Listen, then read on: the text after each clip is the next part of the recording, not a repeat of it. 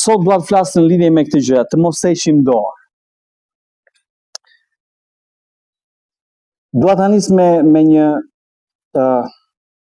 histori, ndoshta pothuajse të gjithë mund ta dimë historinë e Steve Jobs. Një person I cili ishte shumë I rëndësishëm në bashkë themelimin e kompanisë Apple, nëse keni dëgjuar. Steve Jobs bashkëthemeloi Apple në vitin 1976, por brenda pak vitesh kompania u bë një sukses I jashtëzakonshëm. Por çfarë ndodhi në vitin 1985? Diçka e pabesueshme ndodhi në këtë kompani. Ai u pushua nga kompania që vetë kishte themeluar, Steve Jobs. Dhe ai mendonte që ishte një nga dështimet më të mëdha që më kanë ndodhur mua, e gjithë jetës time. Dhe po çfarë bëri në fakt ai ishte kjo gjë, në vend që ai të dorëzohej, ai krijoi një kompani të re që quhet Next. Dhe bleu studion e saj, e cila më vonë prodhoi dhe filma të famshëm të Toy Story. Disa vite më vonë Apple bleu Next dhe Steve Jobs u kthye në drejtimin e kompanisë. Vetëm sepse ai kishte blerë të kompani dhe kompania Apple e bleu më pas kompaninë tjetër që ai kishte më pas. Në udhëheqjen e tij u krijuan produkte si Mac, iPod, iPhone, iPad, për të bërë një Apple u bë një nga kompanitë më të vlefshme në botë që ne e njohim shumë mirë sot, që ka dhe iPhone-in. Një nga thëniet e tij më të njohura ishte kjo, edhe pak për të qeshur. Ndonjëherë jeta të godet në kokë thot si me një tullë, por mos e humbisni besimin. Edhe historia e Steve Jobs tregon se edhe një se dështimi më I madh nuk e përcakton fundin e rrugëtimit ton. Po ndonjëherë ai bëhet pikërisht pika e thesës drejt një suksesi akoma më të madh. Ndërsa duket ndonjëherë sikur na vin dështimi. Pra mos heqim dorë, të mbajmë mend këtë gjë sot, të mos heqim dorë. Kemi një histori që ndoshta e dim shumë mirë, e kemi lexuar shpesh në Bibël dhe është tek libri Markut, Ungjilli I Markut, kapitulli 5, nga vargu 21 deri në 34 do të lexojmë, është historia e gruas me fluks gjaku, në fakt. Edhe dua të ndaloj pak tek kjo histori dhe do ta lexojmë bashkë. Pra, edhe një Marku kapitulli 5, vargu 21 deri në 34. Dhe kur Jezusi kaloi përsëri në bregun tjetër me barkë, një turmë e madhe u mblodhur e tij dhe ai shndronte në breg të detit. Atëherë erdhi një nga krerët e sinagogës me emrin Jair dhe kur e pa I ra ndërkëmbët dhe I tha: "Dhe ju lut me të madhe duke thënë, I me bi është duke dhënë shpirt, eja veri duar mbi të dhe ajo të jetoj." Dhe ai shkoi me të, por një turmë e madhe e ndiqte dhe shtye rreth tij. Tani vargu 25. Tani një grua që kishte një fluks gjaku që prej 12 vitesh dhe kishte vuajtur shumë nga ana e mikëve të ndryshëm duke shpenzuar gjithë pasurinë e saj. Kur e dëgjoi të flite për Jezusin, u fut në turmë dhe pas shpinës I preku rrobën e Jezusit. Sepse thoshte: "Nëse vetëm ja prek rrobën e tij do të shërohem." Dhe menjëherë rrjedhja e gjakut I u ndal dhe ai u ndjeu në trupin e vet që ishte shëruar nga ajo sëmundje. Por menjëherë Jezusi duke ndjenë në vete një fuqi që kishte dalë prej tij, u kthye midis turmës dhe tha: "Kush më preku?" Dhe dishepujt e vet I thanë: "A nuk po sheh që gjithë turma shtyhej nga të gjitha anët dhe ti thua kush më preku?" Por ai vështronte rreth e qark për të parë atë që ai për atë që e kishte bërë, kush ishte. Atëherë gruaja plot frikë e duke u dridhur I tha kështu. I ra ndërkëmbët dhe I tha gjithë të vërtetën. Dhe ai tha: "Bi, besimi yt të shëroi. Shko në paqe dhe je I shëruar nga sëmundja jote."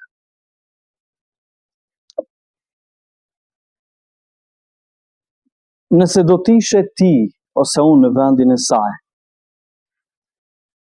Pas 12 vitesh vuajtje, si do të ndihesh ti, si do të ndihesha unë?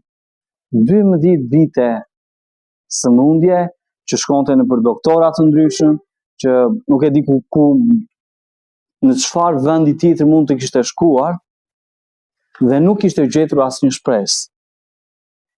A do të kishe ti ende forcë të ngriheshe në mëngjes?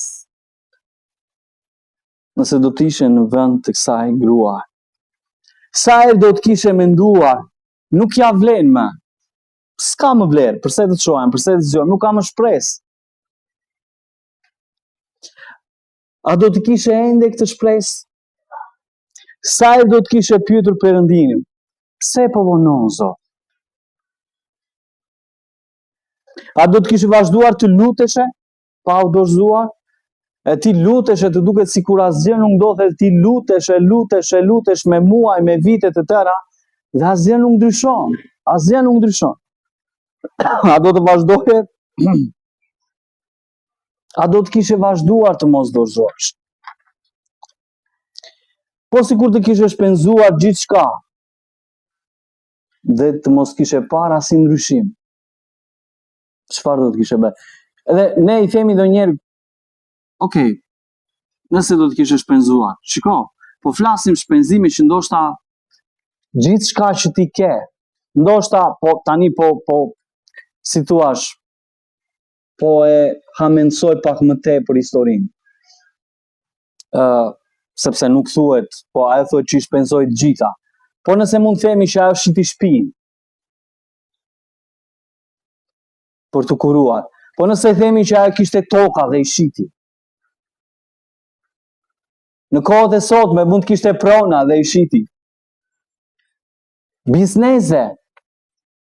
Falimentoj i shiti gjitha vetëm të kurohesh, vetëm të shurohesh. Dhe ende asnjë gjë ti të mos shikosh asnjë gjë, një pikë shprese, një ndryshim, nuk ishte. Si do të ndjeheshim ne? Kur turma do të shtynte dhe do të pengonte, dhe ti do të vazhdoj të eci drejt Jezusit, apo do të kthehesh mbrapsht? Do njëherë unë e di që ne shpesh si njerëz, kur kemi pengesa përpara, kemi një tendencë që të kthehemi pas. Kur shohim ndonjë problem, kur shohim sfida, kur kemi ndonjë pengesë, edhe gjithmonë kemi boll tani më duket e pamundur të vazhdoj përpara. Sikur nuk ka shpresë, nuk mund të vazhdoj më tej. Çfarë do të humbisje ti nëse do të ishim dorë? Çfarë do të humbisja unë nëse ne do të ishim dorë së besuari, së ndjekur i Krishtit? Së kërkuari diçka nga Zoti.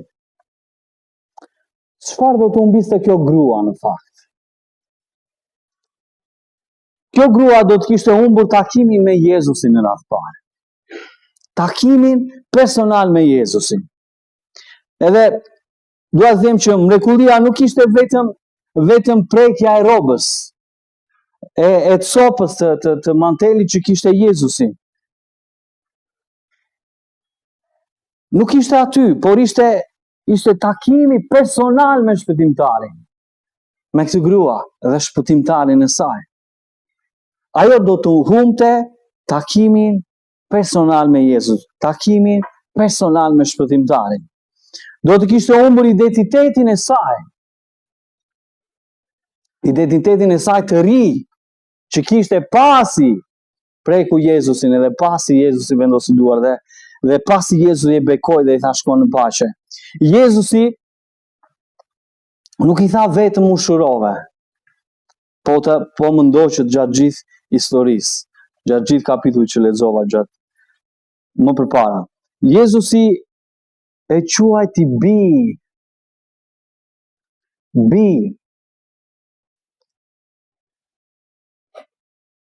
Pas shumë viteve përjashtim, ajo pranua me dashuri dhe me dinjitet nga Krishti.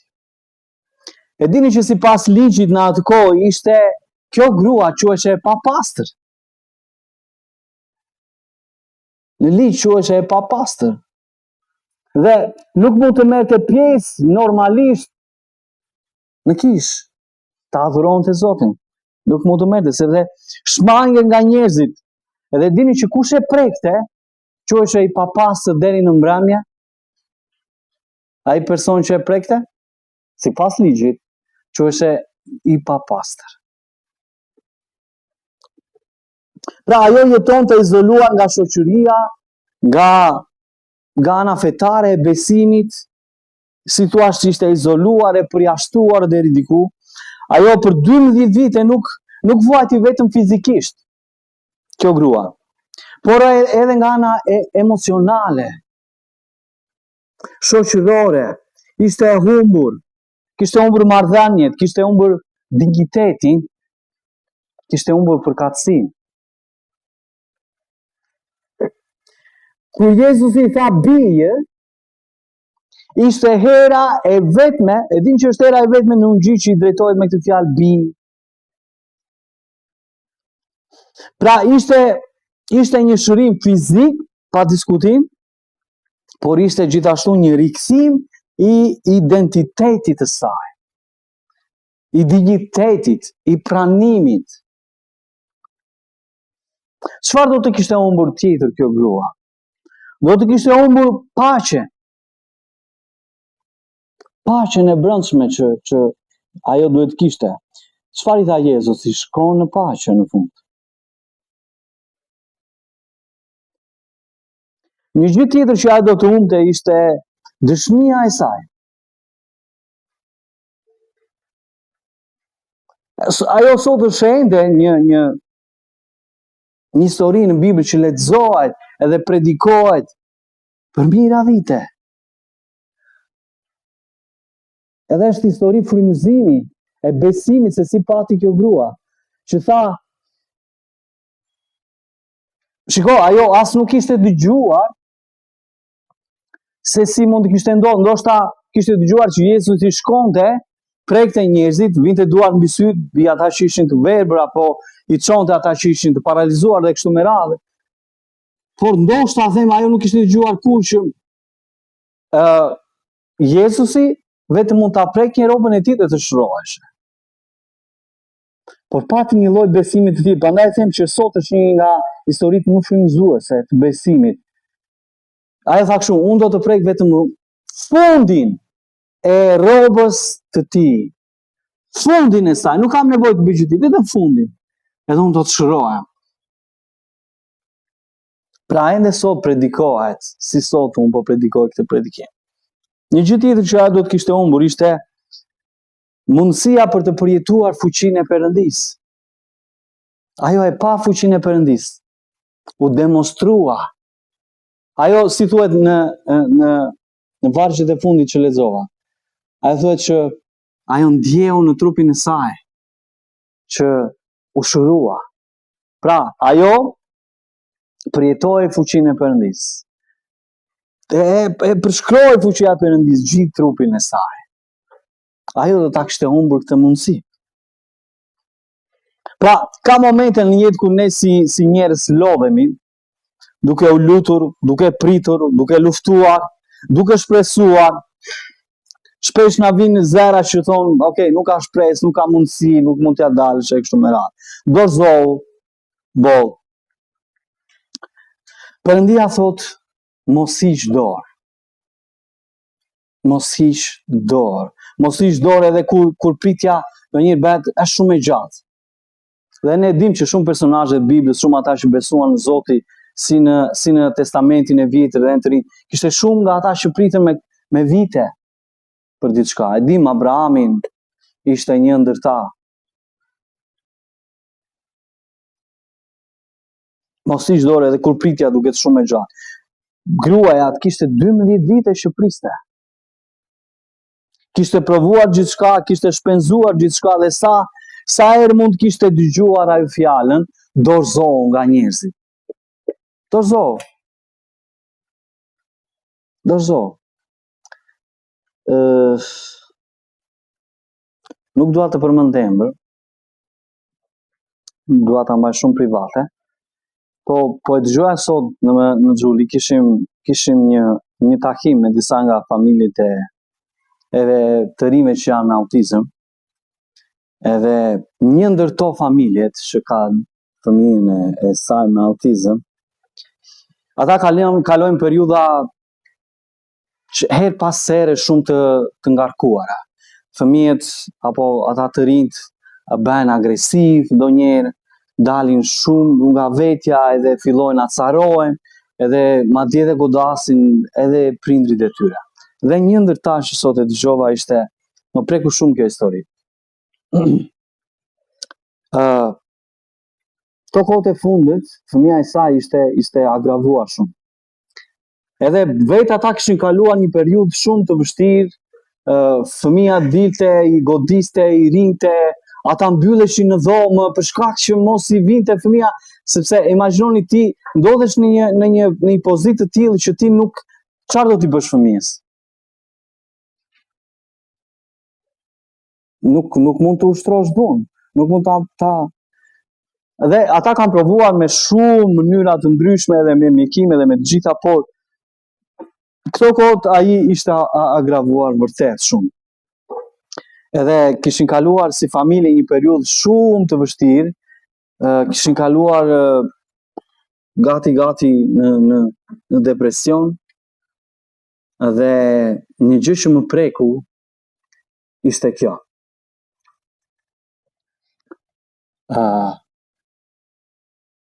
Domethënë e kisha bisedën këtu te kjo pjesë që sa herë kjo grua e dëgjoi fjalën dorëzohu, se nuk ka shpresë. Tani, për këtë familje, disa nga familja e burrit të saj, pasi kishin parë gjendjen këto kohët e fundit, çfarë ata po kalonin, si mbylleshin në dhomë, që mos i rinte fëmia dhe kështu me radhë. E dini çfarë i thanë familjarët bashortit, sepse edhe bashorti i kësaj zonjës që kanë djalin me autizëm i kishin thënë, kishte kaluar një periudhë shumë të vështirë dhe ai kishte patur një goditje, kishte humbur deri diku shikimin e me radhë për shkak të gjithë presionit që ata kanë. Dhe disa nga familjarët e tij kishin thënë kështu: merreni djalin tuaj boll duruat edhe çojeni mbylleni në çmendina. Boll e duruat. Mbylleni, çojeni në çmendina. Imagjinoni se është djerë babai dhe nëna. Me një fjalë dua të them si kur ka një fjalë, po dorëzohuni tani, se kjo është do të dorëzohesh. Nuk është e lehtë, pa diskutim. Por në një farë mënyrë është kjo, dorëzohu, s'ke çfarë, nuk ke çfarë bën më. Madje edhe kishte ofenduar dhe bashorten e tij dhe vajzën e tij, këta familjarët, sepse ata e duan djalin e tyre. Sa herë kjo grua mund kishte dëgjuar fjalën dorëzohu? Sa herë dëgjojmë në fjalën sot dorëzohu? Sa herë mund ta kesh dëgjuar vëlla fjalën dorëzohu para se të njeh Krishtin?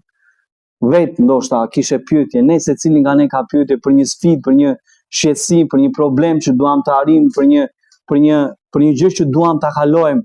E themi, okay, jam lutur, kam kërkuar Zotin, kam bërë këtë, kam bërë shumë gjëra, kam provuar t'ja dal, po duket sikur nuk ka asnjë gjë, boll, deri këtu. Secili nga ne ka dëgjuar shpesh këtë. Megjithatë, kjo grua, megjithse mund ta kishte dëgjuar shumë herë fjalën dorëzohu, ajo nuk lejoi që vitet e pritjes të vrisnin besimin e saj. Ta them edhe një herë, ajo nuk e lejoi që vitet e pritjes, 12 vite, të vrisnin besimin e saj. Ndoshta ke vite që lutesh për fëmijët e tu, ndoshta ke kohë dhe muaj dhe vite që lutesh për bashortin tënd, për shërim, për një punë, për financa e me radhë.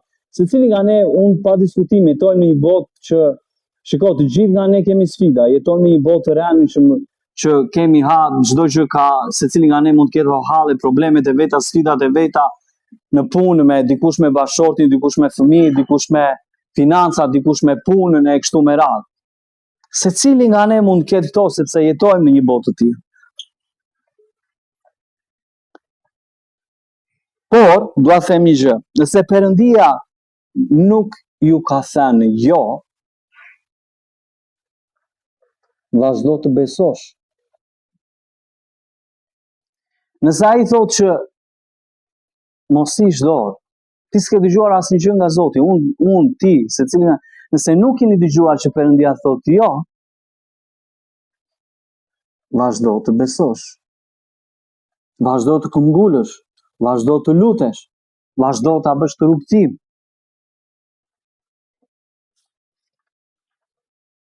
Mos ish dorë edhe kur pengesat duken të mëdha. E dini çfarë pengese kishte kjo grua? Midis saj dhe Jezusit ishte turma. Ajo duhet të shtyheshe, duhet të hapte rrugën, duhet të zvariteshe poshtë zvar, edhe derisa ta gjente Jezusin edhe ta prekte. Midis saj dhe Jezusit ishte turma. Turma e shtynte, turma e pengonte, turma e ndalonte. E din që edhe sot ekzistojnë, se tek secili prej nesh ka turmë që na pengon. E kjo turmë mund të jetë frika, mund të jetë zhgënjimi, mund të jetë turpi, mund të jenë fjalët negative, mund të jetë problemi ekonomik, mund të jetë lodhja e me radhë. Por dua t'ju them diçka dhe mbajeni mend. Është shumë e rëndësishme. Besimi nuk pret që pengesat të largohen. Besimi nuk pret që pengesat të largohen. Besimi kalon përmes tyre. Besimi kalon përmes pengesave. Ajo nuk pret që pengesat të largohen. Edhe pastaj të vazhdojmë të besojmë. Ne kemi nevojë të besojmë kur ka pengesa. Kur nuk kemi pengesa, s'na duhet fare besimi. S'kemi çfarë të besojmë. Shpesh Satani dëshiron të na bindë se rruga është e mbyllur. A ku do vesh, po ku do shkosh? Po sa herë je lutur, po sa herë ke kërkuar, po sa herë ke filluar të kërkosh një punë, po sa herë je lutur për shëndetin tënd, po sa herë ke për këtë problemin familjar me fëmijët apo me sa herë ke provuar thotë dhe Satani dëshiron vetëm të na gënjej sepse ai është ati i renave, është baba i gënjeshtrës, nëse do ta thoja kështu. Thjesht ai bën një luftë me mendjen tonë. Nuk do ja dalësh, skepse vazhdon, nuk ka më shpresë, mbylle këtu, hiq dorë, ktheu mbrapa. Çfarë tha populli i Izraelit kur e udhëzoqi Mojsiu për në tokën e premtuar? Kur pas sfidat, problemet, gjithmonë e kemi këtë, e përmenda pak më përpara. Kemi këtë tendencën kur kemi probleme përpara, kur kemi diçka që na ndalon, kemi syt mbrapa të kthehemi. Më mirë të kthehemi. Çfarë tha populli i Izraelit? Më mirë kthehemi, ishim mirë aty në Egjipt. E di që ishim në mirë aty, vërtet ne, shiko, në arinin, që ishi sklever, po kishim ushqim, jetonin, ku do vem ne, po ata nuk e kuptonin që nuk ishin të lirë. Dhe gjithmonë ne si njerëz kemi tendencën për të treshur mbrapa. Gjithmonë kur kemi disa sfida përpara, Satani punon në mendjen tonë, në mendjen e gjithë secilit të kthehet mbrapsht. Do nuk ka shpresë, ku do vesh, ku. Imagjinoni për të gruan me fluks gjaku. Ajo nuk e di nga cili vend ishte, nga cili qytet ishte, po mendoj që ka udhëtuar pak për ta gjetur Jezusin, sepse Jezusi nuk qëndronte shpesh në një vend. Ai udhëtonte në fshatra të ndryshme, në qytete të ndryshme. Çdo ditë ishte në rrugëtim, çdo ditë udhëtonte dhe ndante ungjillin e me radhë. Kështu që ajo ka pyetur njerëz që ku është Jezusi Mesia që i thon, ku është, ku e ka rrugëtimin sot? Ku do kaloj sot? Ku e ka për të kaluar sot? E ka në Korçë rrugëtimin sot për të shkuar në Ersek? Po, them sot. Që unë ta kap t'i dal, ndoshta do e pres aty tek hyrja e pazarit. Edhe ajo mendonte se ku do ta priste. Po, ama në mendjen e saj, mund të ketë patur shumë mendime të tilla që po, a do e takosh dorë? A do e arrish dorë? Po ka shumë njerëz, po ka shumë turma që e ndiqnin. Imagjino, Jezusin e ndiqnin shumë, apo jo? Ne lexojmë në Bibël që Jezusin e ndiqnin shumë. E ndiqnin shumë sepse kishin parë shenja, mrekulli, kishin parë jetë të transformuar, kishin parë të vdekurit të ngrihen, kishin parë të paralizuar të çoheshin, kishin parë të verbit të hapeshin syt, kishin parë të njerëz të demonizuar që ishin çliruar, e me radhë, kishin parë shumë shenja mrekulli. Edhe ndiqte një turmë e madhe. Dhe ishte donjëherë duket si e pamundur, po si do takoj? Gjithmonë kemi këtë. Gjithmonë njeriu e ka këtë. Edhe prandaj jam duke thënë, Satani shpeshherë mundohet të na mbush mendjen e që mos vazhdojmë. Hiq dorë deri këtu boll. Në fakt Satani dëshiron dhe thotë që të na bindë se rruga është e mbyllur, por në fakt besimi thotë unë do ta gjej një rrugë. Dhe besimi kësaj gruaje tha, unë do ta gjej një rrugë. Do ta gjej një mënyrë për ta kapur Jezusin. Ashtu siç ajo e mendonte, që vetëm rrobën po të prek, unë do të shëroja. Këtë lloj besimi ai kishte dhe besimi i saj tha, unë do ta gjej një rrugë. Dhe ai gjeti rrugën. Shtyu turmën, kaloi ndoshta nga një fshat në një fshat për ta takuar Jezusin. Ishte lodhur, por e takoi, e gjeti rrugën. Çfarë do të mendonte kjo grua?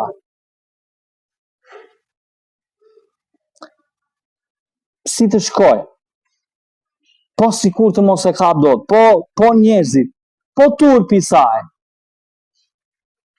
Po turpi që ajo kishte, që kishte gjakderdhje, që njerëzit do e shihnin. Mos hiq dorë. Mos hiqni dorë. Sepse një veprim besimi ndryshon gjithçka. Një veprim besimi, një hap larg është ndonjëherë. Ajo tha vetëm rrogën e tij do të prek dhe do të shërohem.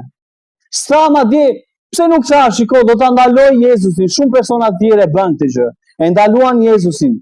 I ranë në gjunjë, biri Davidit lutem prek shëromë, biri Davidit më bëj që të shikoj përsëri, biri Davidit më bëj që të çohem nga në këmbë, sepse jam e kështu me radhë. Po kjo grua e shkoi përtej saj. Tha, shiko, qa besimi, vetëm rrobën, s'kam nevojë t'i them fare. Këtu e çoj besim. S'kam nevojë ta pyes, vetëm do ta prek rrobën e tij dhe do të shërohet. Mos hiqni dorë. Ajo nuk bëri diçka të madhe në fakt. E dini që kjo grua nuk bëri ndonjë gjë të madhe. Donjëherë ne presim që mrekullia të vijë kur ne bëjmë gjëra të mëdha. Kur ne t'i bijmë në sy Perëndis. Jam këtu Zot, më shiko çfarë jam duke bërë. Po ndihmoj këtë person, po jap ofertën dhe të dhjetën, po ndihmoj me këto gjëra këtë familje, po bëj këtë sakrificë. Nuk kemi, shikon, Zoti nuk ka nevojë që ne t'i bijmë burisë. Ne dim shumë mirë historinë e gruas të veç hodhi vetëm 2 moneda, nuk ishte nevojë. Ajo, Zoti shikon, nuk ka nevojë t'i bijmë burisë. Si farisejt edhe ata mësuesit e ligjit që iknin me grushta në tesarin e tempullit. 2 moneda, e ul aty dhe Jezusi nuk tha për ta, ai tha për gruan. Qodhi vetëm 2 moneda. Kështu që nuk kemi nevojë të i bijmë burisë për shumë gjëra. Nuk kemi nevojë ndonjëherë të bëjmë gjëra të mëdha, që Zoti të na shikojë ne se kush jemi e çfarë bëjmë ne, sa të mirë jemi që pastaj Perëndia të veprojë. Absolutisht ky është vetëm hiri i Perëndis.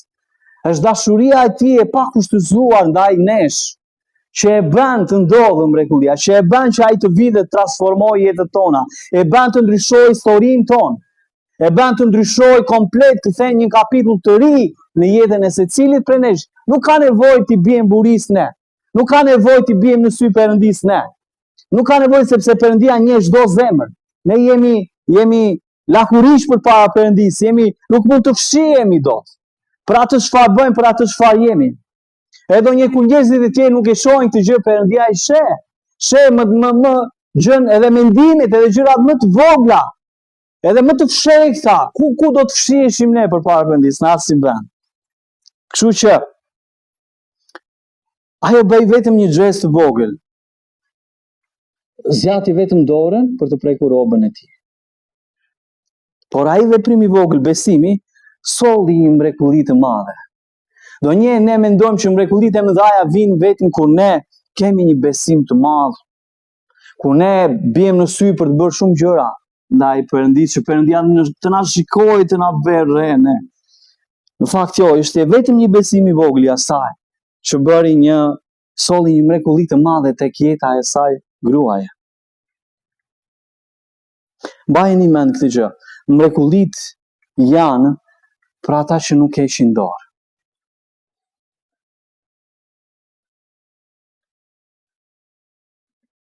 Mrekullitë janë për ata që nuk keshin dorë.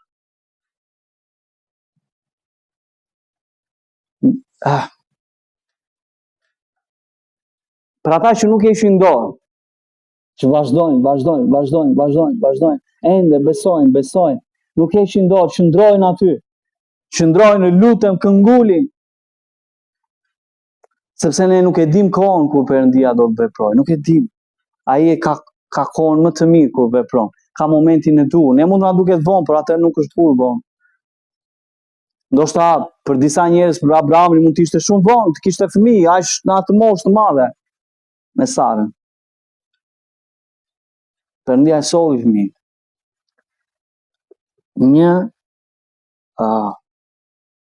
Një besim, një veprim i vogël bën sjell një mrekulli të madhe. Mbajeni mend këtë gjë. Mbajeni mend, mrekullitë janë për ata që nuk heqin dorë. Mos hiq dorë sepse Perëndia ende vepron sot. Sot ende Jezusi ndalon në mes të turmës, ndalon edhe sot për njerëzit që e kërkojnë atë me besim. Ai ende shëron sot. Ai ende çliron, ai ende fal, ai ende rikthen jetën. Ai ende hap dyre të reja. Ai ndryshon zemrën, ndryshon jetët. Ende sot. Noeu nuk hoqi dorë edhe pse ndërtoi arkën për shumë vite, pa rëndësi. Abrahami, nga prebdimi i Perëndis që ai pati një pritje të gjatë gjatë gjithë viteve për Isakun. Mojsiu, nga misioni për të nxjerrë Izraelin nga Egjipti, pavarësisht kundërshtimeve. Jobi nga besimi edhe pse humbi pasurinë, fëmijët, shëndetin. Gruaja me fluks gjaku pas 12 viteve. Nuk hoqi dorë. Pali përballë burgimeve, rrahjeve, për ndjekjeve që u bën, nuk hoqi dorë. Të gjithë këta njerëz kishin një gjë të përbashkët. Të gjithë këta njerëz që sapo përmenda pak më lart, kishin një gjë të përbashkët. Ata nuk panë mrekulli sepse ishte e lehtë. Ata panë mrekulli sepse refuzuan të ishin dorë. Ata refuzuan të ishin dorë, prandaj ata panë mrekulli. Dhe fundit për ta mbyllur. Një predikues shumë i njohur ishte jashtëzakonisht një predikues i Ungjillit, e predikonte kundër korrupsionit në vitet në shekujt e 3 dhe të 4. Predikonte kundër korrupsionit, padrejtësisë dhe jetës të shturur në atë vend. pa pasufri nga pushtetarët e asaj kohe, se mund ta fusin në burg. Për këtë arsye ai u përndoq për shkak të ungjillit dhe predikimit që ai bante. Që ndante ungjillin në çdo vend. U hoq nga posti i tij si peshkop, u internua dhe u detyrua të ecte me qindra kilometra në kushte të tmeshme dhe shumë herë i thanë të heshte për ungjillin, të kërkonte falje dhe të ishte dorë nga e vërteta. Por ai nuk hoqi dorë. Madje para internimit, ai tha këto fjalë të famshme. Çfarë mund të kem frikë? Më dëgjoni pak këto fjalë që ai ka thënë. Çfarë mund të kem frikë? Humbjen e pasurisë? Nuk solla asgjë nga kjo botë kur erdha në jetë. Mërgimin, toka dhe gjithçka është dhe i përket Zotit. Vdekjen, për mua të jetosh është Krishti dhe të vdesësh është fitim. Ai vdiq gjatë internimit i raskapitur nga vuajtja dhe fjalët e tij të fundit ishin: lavdi Perëndis për gjithçka. Njerëzit mund të largohen nga qyteti, mund t'i marrin kishën, mund ta internojnë, por nuk mund t'i marrin besimin. Çdo gjë mund të na marrin, por besimin nuk e marrin dot. Ai nuk hoqi dorë edhe sot pas më shumë se 1600 vitesh, bota sot ende e kujton emrin e tij, ndërsa emrat e shumë për atyre që e përndoqën janë haruar. Kur nuk heqim dorë nga Perëndia, historia jonë nuk mbaron me vuajtje, por me lavdinë e tij. Amen.